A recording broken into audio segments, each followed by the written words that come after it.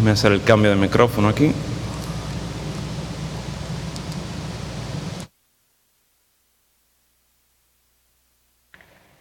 Les invito a que vayan conmigo al libro de Efesios, capítulo 2. Efesios, capítulo 2. Vamos a leer en esta mañana versículos del 1 al 3. Efesios, capítulo 2, versículos del 1 al 3. Dice allí la palabra del Señor. Efesios, capítulo 2. Ya dejamos atrás el capítulo 1. Empezamos ahora el capítulo 2 y vamos a leer en esta mañana versículos del 1 al 3. Dice allí la palabra del Señor: y Él os dio vida a vosotros cuando estabais muertos en vuestros delitos y pecados, en los cuales anduvisteis en otro tiempo, siguiendo la corriente de este mundo, conforme al príncipe de la potestad del aire, el espíritu que ahora opera en los hijos de desobediencia, entre los cuales también todos nosotros vivimos en otro tiempo en los deseos de nuestra carne, haciendo la voluntad de la carne y de los pensamientos, y éramos por naturaleza hijos de ira, lo mismo que los demás. Vamos a orar.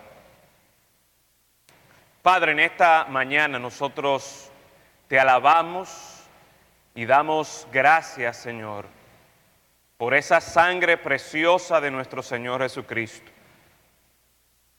Esa sangre, Señor, que derramó nuestro Salvador como manifestación de tu amor para con nosotros que somos pecadores, como manifestación, Señor, de tu misericordia y de tu gracia para con personas que realmente no merecemos la vida, sino que merecemos la muerte. Y es por eso, Señor, que en esta mañana nosotros damos gracias también, porque tú has dejado tu palabra y nos muestras, Señor, por medio de tu palabra, esa esperanza que en Cristo Jesús nosotros tenemos, esa esperanza que en ti, Señor, nosotros tenemos, una esperanza no de muerte, no de condenación, no de ira, sino una esperanza de vida.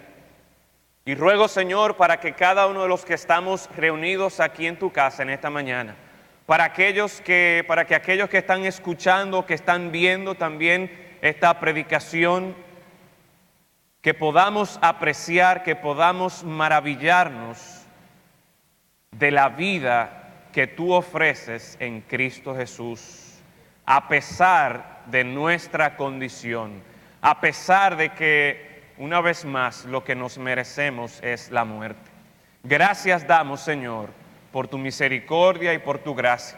Y ruego que en esta mañana, por medio de la predicación de tu palabra, esta gracia tuya, esta misericordia tuya, esta oferta de vida que tú haces pueda ser claramente presentada.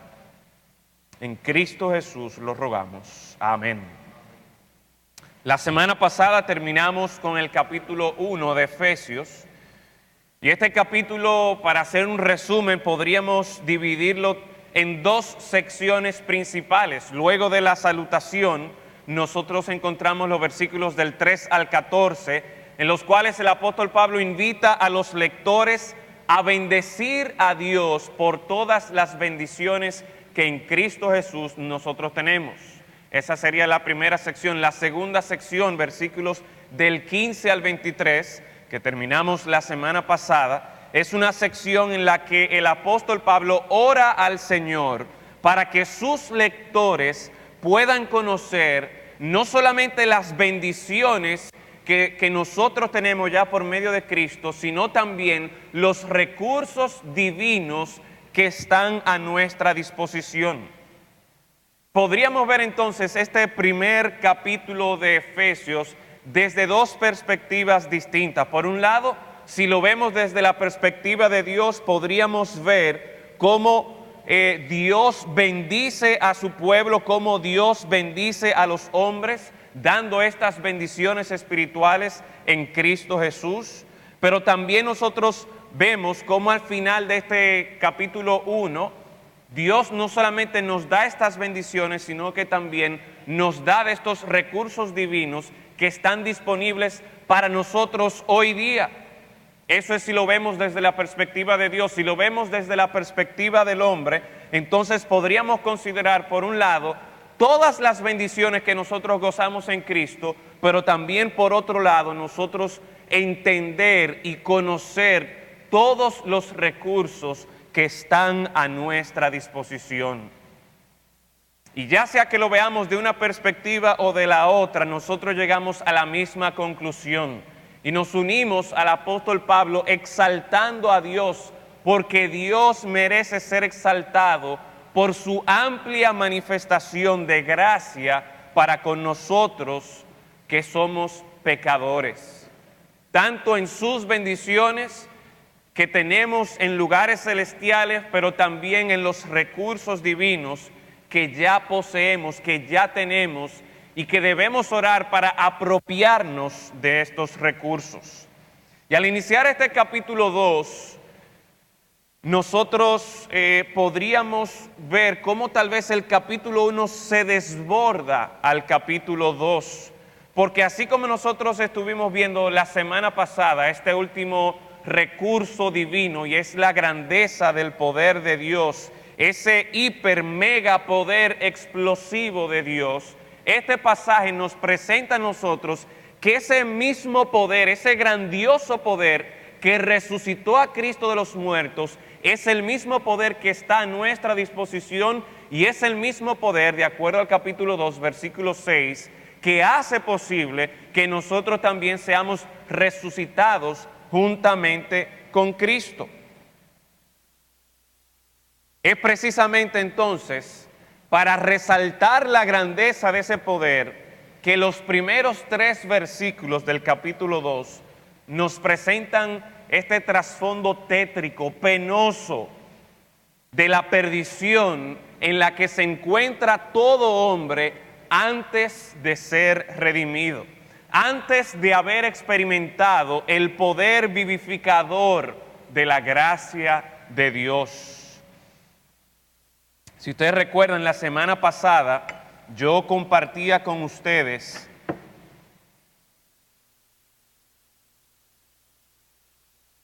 la angustia que yo experimenté en el momento que me tocó a mí escribir mi testimonio para la clase de bautismo y luego para compartirlo con toda la iglesia cuando yo me iba a bautizar. Y angustia porque yo no consideraba que mi salvación era muy especial. Yo no me consideraba tan malo.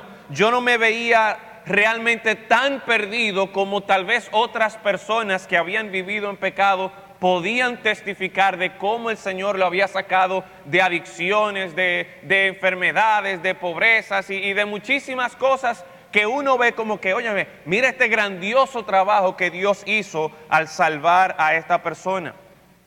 Sin embargo, hermanos, cuando nosotros consideramos estos primeros 3 versículos del capítulo 2, nosotros vemos la realidad en la que todo hombre, en su condición natural, es decir, en su naturaleza caída, nosotros nos damos cuenta de cuán indispensable es el poder vivificador de Dios para la salvación del hombre. Aparte de este poder de Dios que da salvación, aparte de este poder de Dios que vivifica a una persona muerta, como lo describe aquí, veremos más adelante en este capítulo 2, no hay ninguna esperanza de que nosotros podamos tener salvación. Un comentarista, Guillermo Hendrickson, en su comentario del libro de Efesios, lo pone de esta manera. Hablando acerca de estos primeros versículos, dice: cuando más entienda el hombre la verdadera dimensión de su profunda condición perdida, más apreciará, por la gracia de Dios, su maravillosa liberación. Mientras más nosotros comprendemos la profundidad de la condición perdida en la que todos nosotros, de manera natural, por causa de nuestra naturaleza caída, cuando nosotros entendemos cuán grave nosotros estamos, ahí es que nosotros también vamos a poder apreciar cuán grande es la salvación de Dios. Y por lo tanto la idea que yo tenía de que mi salvación no era algo espectacular, de que mi salvación no era algo tan trascendental, porque yo me convertí de pequeño y yo, como le decía la semana pasada, mi peor pecado, pensaba yo, era haber dicho una mala palabra. Pero veremos en esta mañana, en estos versículos, cuál es la realidad de nuestra condición, de dónde, de qué lugar tan tétrico, tan penoso es que el Señor nos ha rescatado. Y a nosotros considerar la primera frase del versículo 1 en esta porción de las Escrituras que nosotros estamos leyendo, y también cómo termina el versículo 3, nosotros podemos una vez más, hermanos, apreciar mejor lo indispensable que es la intervención divina en la salvación del hombre. El versículo 1 en nuestra versión empieza diciendo, y Él os dio vida. Y el versículo 3 termina diciendo, cuando éramos por naturaleza que hijos de ira, lo mismo que los demás. Es decir, al final de estos 3 versículos que se describe la condición del hombre en su naturaleza caída, antes de ser redimido, antes de que Dios con su poder lo salve, le dé vida, la condición del hombre es que al final de cuentas, el hombre lo que merece, todos nosotros lo que merecemos es la ira de Dios, la condenación eterna. Y ante ese cuadro, qué bueno es escuchar estas primeras palabras del versículo 1. Él os dio vida cuando ustedes lo que se merecían era la muerte. Todos los seres humanos, incluyéndote tú, incluyéndome yo, todos los seres humanos nos merecíamos la ira de Dios, esa justa condenación por causa de nuestro pecado. Sin embargo, Dios en su maravillosa gracia ha decidido que por medio del sacrificio de Cristo, Él va a ofrecer vida, Él va a dar vida. Y por eso es que en esta mañana podemos proclamar, y te invito a considerar en esta mañana, que acudas a aquel que da vida a aquellos que merecen la muerte. No hay ninguna otra esperanza. Ve al único que da la vida, que es Dios, cuando todos nosotros lo que nos merecemos es la muerte. En estos 3 versículos se nos presentan a nosotros 3 razones por las que tú y yo nos merecíamos la muerte, pero no solo eso, no se nos presentan solo las razones por las que nos merecemos la muerte, sino que muestran también cómo, a pesar de que lo que todos los seres humanos se merecen, lo que tú y yo nos merecemos es la muerte, Dios, en su gracia y misericordia, como veremos en la próxima predicación, pero Dios ofrece la vida en Cristo Jesús. En primer lugar, quiero que observemos el versículo 1. Dios da vida a pesar de nuestra condición. Dios da vida a pesar de nuestra condición. Miren el versículo 1, dice, y Él os dio vida a vosotros cuando estabais ¿cómo? Cuando estabais muertos en vuestros delitos y pecados.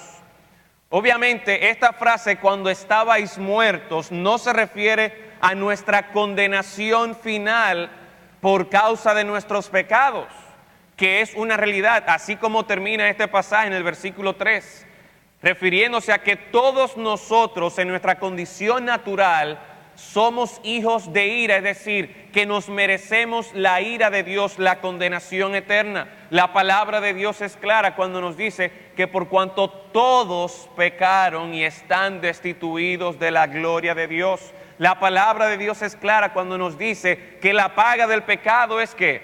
Es muerte. Estos son versículos muy conocidos por nosotros y esto es lo que la palabra de Dios nos presenta, que es nuestra condición.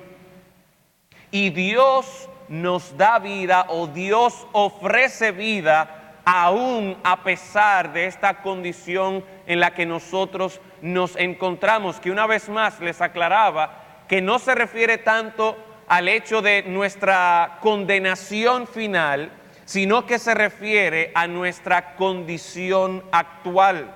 Nuestra condición actual, de acuerdo a estos versículos, o más bien de acuerdo al final de este versículo, está rodeada ¿de qué? Dice allí, de delitos y pecados, cuando estabais muertos en vuestros delitos y pecados. Lo más natural para el ser humano es pecar. Es pecar. A ninguno de nosotros hay que enseñarnos a pecar.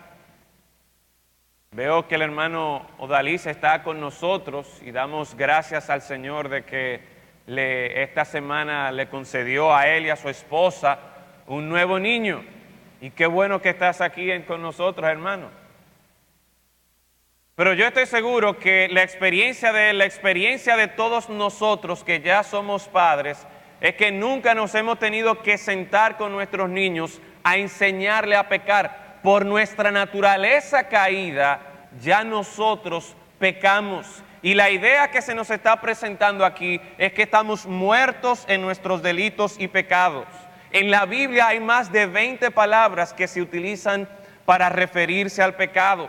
Y la primera palabra que nosotros encontramos aquí en nuestro versículo, esta palabra delitos, se refiere a una violación consciente de los mandamientos de Dios. En otras palabras, es un acto de rebelión consciente en el que la persona, sabiendo lo que está haciendo, transgrede la ley de Dios. La segunda palabra, que es la que termina el versículo 1, pecados, es la palabra más común, o es la palabra más general que se utiliza en el Nuevo Testamento para referirse al pecado.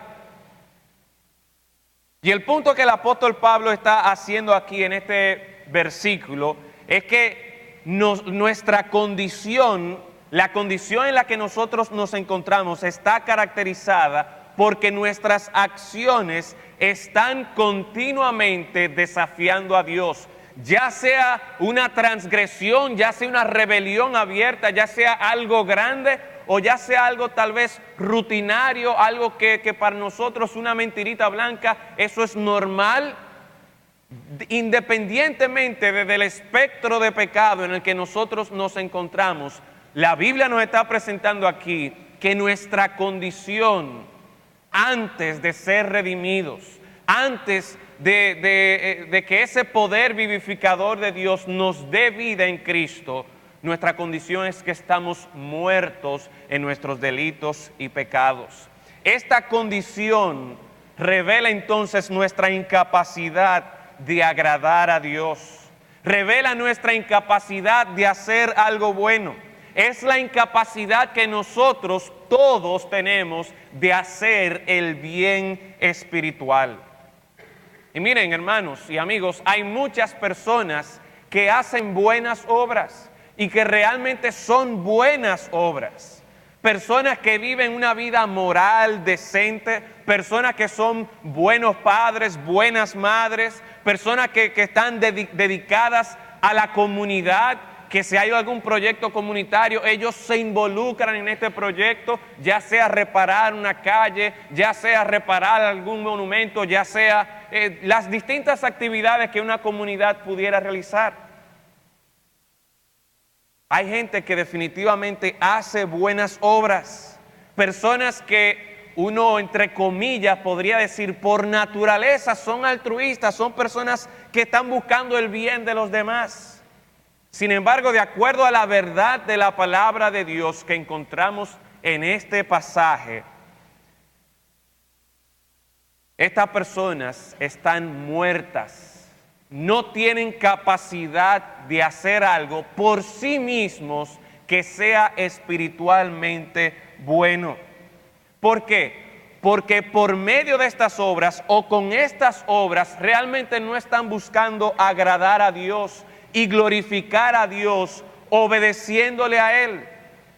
No nos vamos a poner aquí a juzgar las motivaciones por las que la gente pueda hacer las buenas obras, pero el punto de este pasaje, y al final nosotros vemos ya en el capítulo 9, en el versículo 9, que el Señor nos dice que no somos salvos por obras para que nadie se gloríe.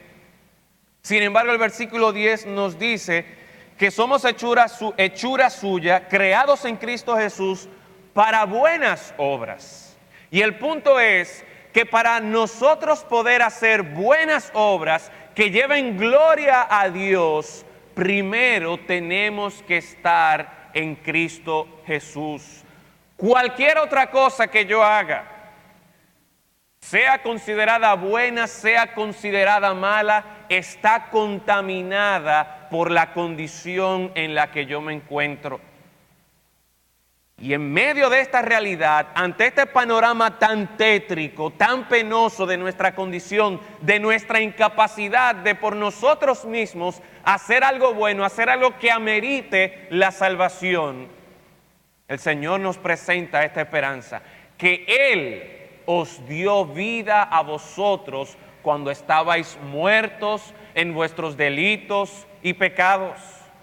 Y esto es una gloriosa noticia. A pesar de lo tétrico de nuestra condición, a pesar de lo mal que estábamos nosotros, esto nos está invitando a que nos olvidemos de tratar de agradar a Dios, de tratar de impresionar a Dios por nuestras obras, de tratar de alcanzar la salvación por nuestras obras, y miremos a aquel que da la vida a pesar de la condición en la que nosotros nos encontramos. ¡Qué glorioso! ¡Qué maravilloso! ¡Qué misericordioso es nuestro Dios! Y es a ese Dios que da vida a pesar de nuestra condición. Es a ese Dios que en esta mañana te invitamos a que tú pongas tus ojos en ese Dios, a que tú descanses, no en tus obras para ganar la vida, para librarte de la condenación del pecado, como muchas veces la gente pone, ¿verdad? Que si hago tantas buenas obras, eso va a opacar las malas obras que yo he hecho en mi vida. No, no se trata de eso. Porque aún, citando al profeta Isaías, las obras que nosotros podríamos considerar que son buenas, que son justas, por causa de nuestra condición pecaminosa, se contaminan delante de Dios de forma tal que llegan a ser como trapo de inmundicia delante de Dios. Y a pesar de esa condición en la que nosotros nos encontramos, Dios en esta mañana ofrece vida. Pero no solamente vemos esto, sino que en el versículo 2 nosotros vemos que Dios da vida a pesar de que nos hemos conformado a todo lo que se opone a Él. Dios no solamente da vida a pesar de nuestra condición, sino que aparte de esto, además, Dios da vida a pesar de que nosotros nos hemos conformado a todo lo que se opone a Él. Mire conmigo una vez más el versículo 2. Siguiendo lo que al final del versículo 1 decía de cómo nosotros vivíamos en nuestros delitos y pecados, dice, en los cuales anduvisteis en otro tiempo, siguiendo la corriente de este mundo, número 1, conforme al príncipe de la potestad del aire, el espíritu que ahora opera en los hijos de desobediencia. En este versículo 2 nosotros encontramos una palabrita que se repite 2 veces, aunque aquí se traduce de una forma distinta en la primera vez que ocurre. Cuando dice siguiendo la corriente de este mundo, esa palabra siguiendo es la misma palabra que ocurre inmediatamente después cuando dice conforme al príncipe de la potestad. Es decir, que podríamos leer este versículo diciendo, en los cuales anduvisteis en otro tiempo, conforme a la corriente de este mundo, conforme al príncipe de la potestad del aire. Y el punto que nosotros vemos en este versículo, mis hermanos, es el hecho de que aquí encontramos personas que se han conformado, por un lado, a la corriente de este mundo, pero por otro lado, se han conformado también al príncipe de la potestad del aire. dos enemigos de Dios, dos sistemas, dos fuerzas que de manera intencional se oponen a Dios y todo lo que Dios representa y todo lo que Dios presenta como bueno. Tanto el mundo como Satanás lo quiere pervertir y presentarlo como que es malo. Todo lo que Dios presenta en su palabra que es malo y lo denuncia como malo, pues viene el mundo, viene Satanás y lo cambia también, oponiéndose a lo que Dios ha establecido. En otras palabras, aquí está presentando a un grupo de personas, está presentando, si somos honestos con nosotros mismos, cómo aún nosotros nos hemos conformado tanto al mundo como también nos hemos conformado al príncipe de la potestad del aire. Y hablaré en un momento de quién es este príncipe de la potestad del aire. Pero debemos primero hacernos una pregunta. ¿Conforme a quién yo estoy viviendo? Si yo hago una evaluación de mi vida, si yo me pruebo a mí mismo, ¿qué va a arrojar esa prueba? ¿Estoy yo alineándome más a Dios? ¿O estoy yo alineándome más a la corriente de este mundo, a los designios de Satanás? La palabra nos está presentando que en nuestra condición natural ninguna persona se alinea con Dios. Todos viven conforme al mundo y conforme a los designios de Satanás. Dicen, los cuales anduvisteis en otro tiempo. Y aquí el apóstol Pablo en un principio se está refiriendo a los efesios. Y le está diciendo, ustedes andaron de esta manera, ustedes se conformaron a la corriente de este mundo. ¿Y qué es esto de la corriente de este mundo? Bueno, pues como le decía hace un momento, es este sistema mundial, es este sistema ya sea de gobierno, ya sea de la sociedad, que se opone abiertamente a Dios, los valores que Dios presenta en su palabra, los principios, las verdades que Dios presenta en su palabra. Y nosotros no tenemos que irnos muy lejos de nuestro país para notar, para darnos cuenta de la gran influencia que la corriente de este mundo, que esta sociedad está ejerciendo sobre nuestro país, sobre aún tanto los inconversos como los creyentes. Y por eso es que nosotros tenemos que pararnos y evaluar, óyeme, ¿estoy yo siguiendo la corriente de este mundo?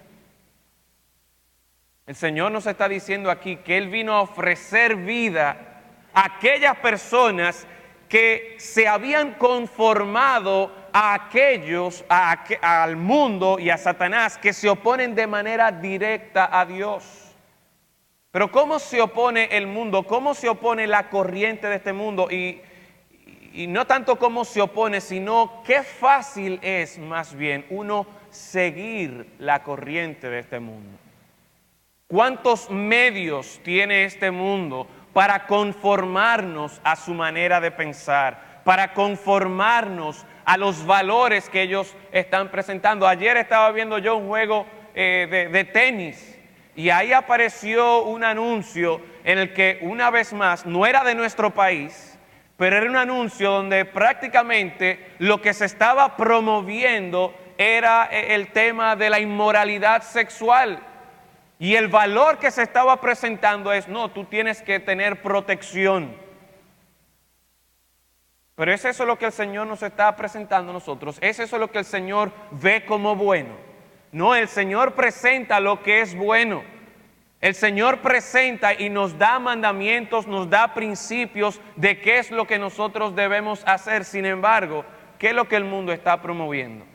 ¿Qué es lo que el mundo está enseñando? Y si nosotros viendo un juego de tenis, viendo una película, nos dejamos llevar por la filosofía de este mundo y seguir la corriente de este mundo, pues entonces estamos en problemas.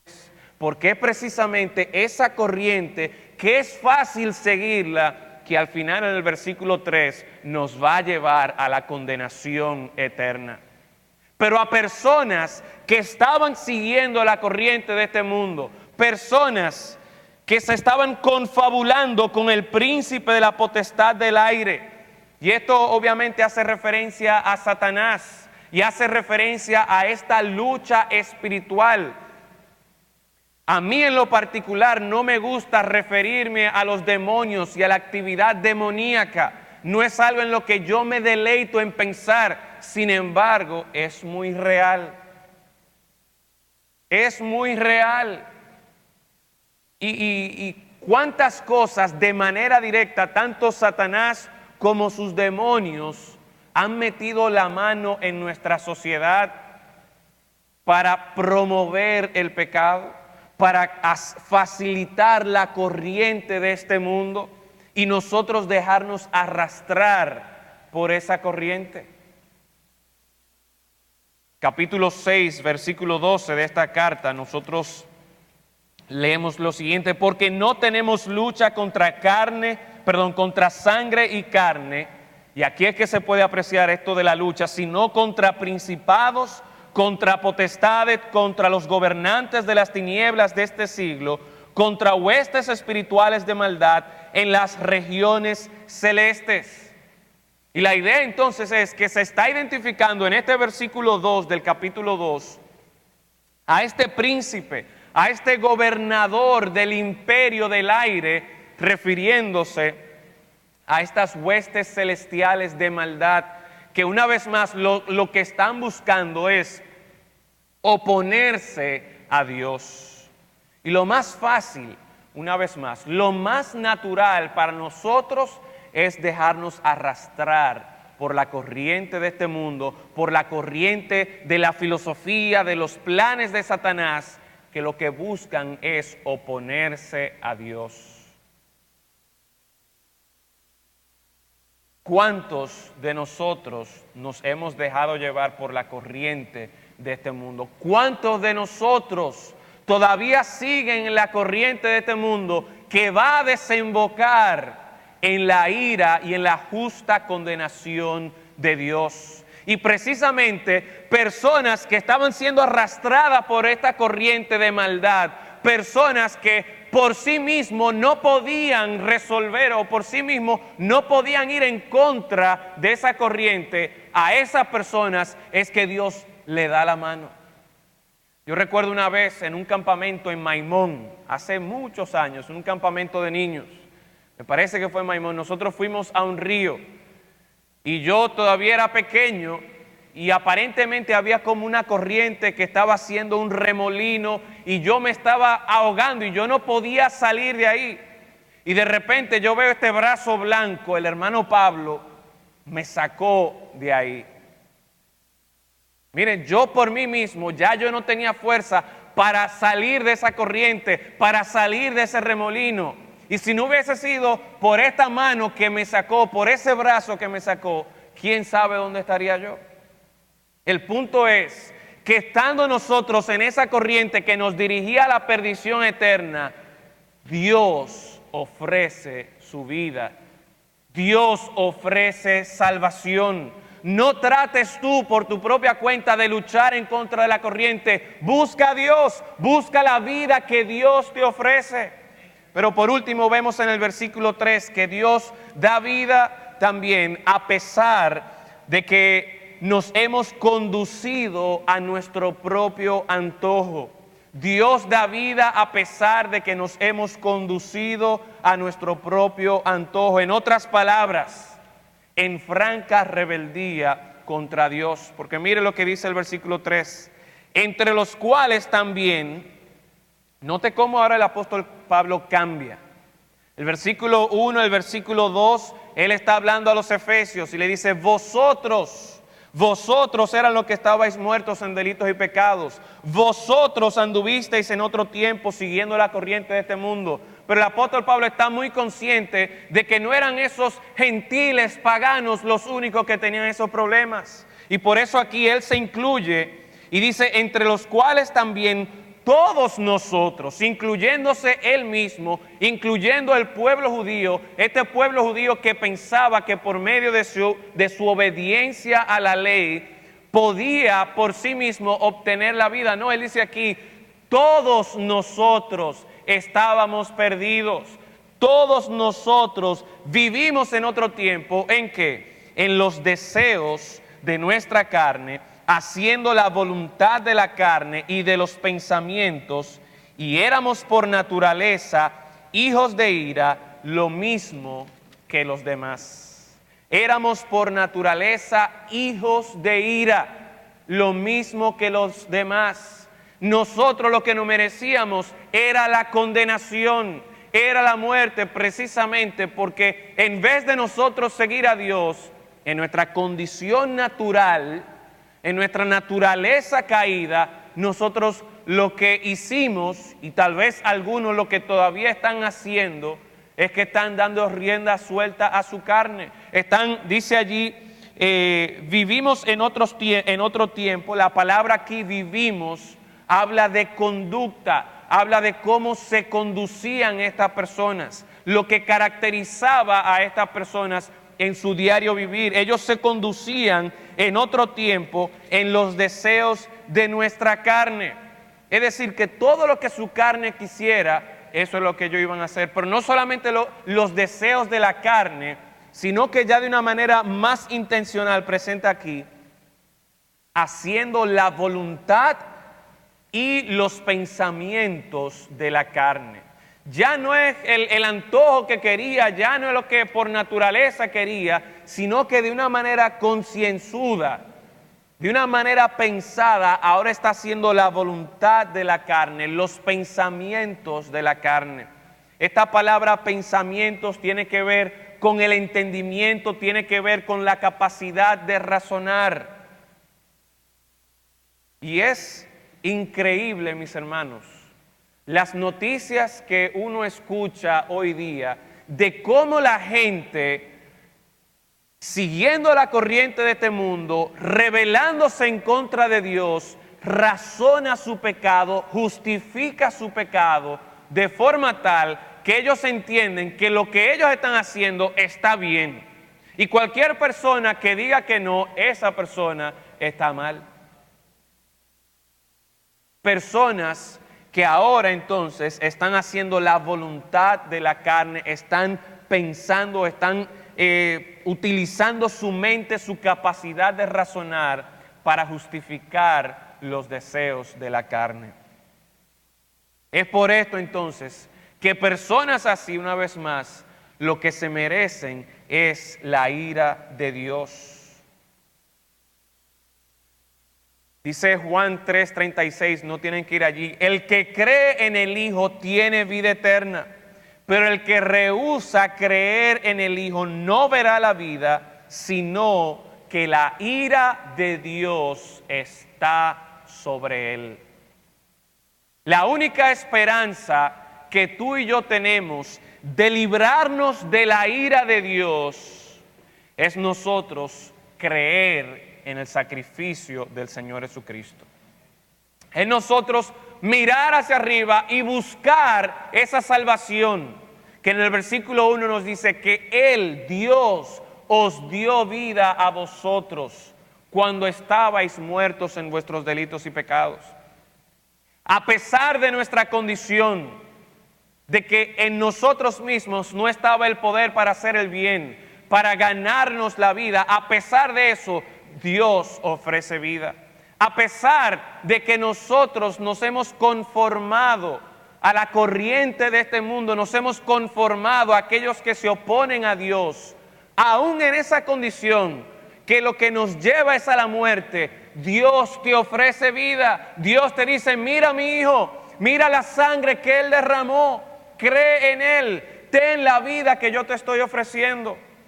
Pero aún a pesar de que nosotros nos hemos conducido de una manera que se opone a Dios, en rebeldía a Dios, haciendo lo que se nos da la gana a nosotros, justificando nuestros pecados, justificando nuestra maldad, Dios nos dice que Él da vida a personas que merecen la muerte.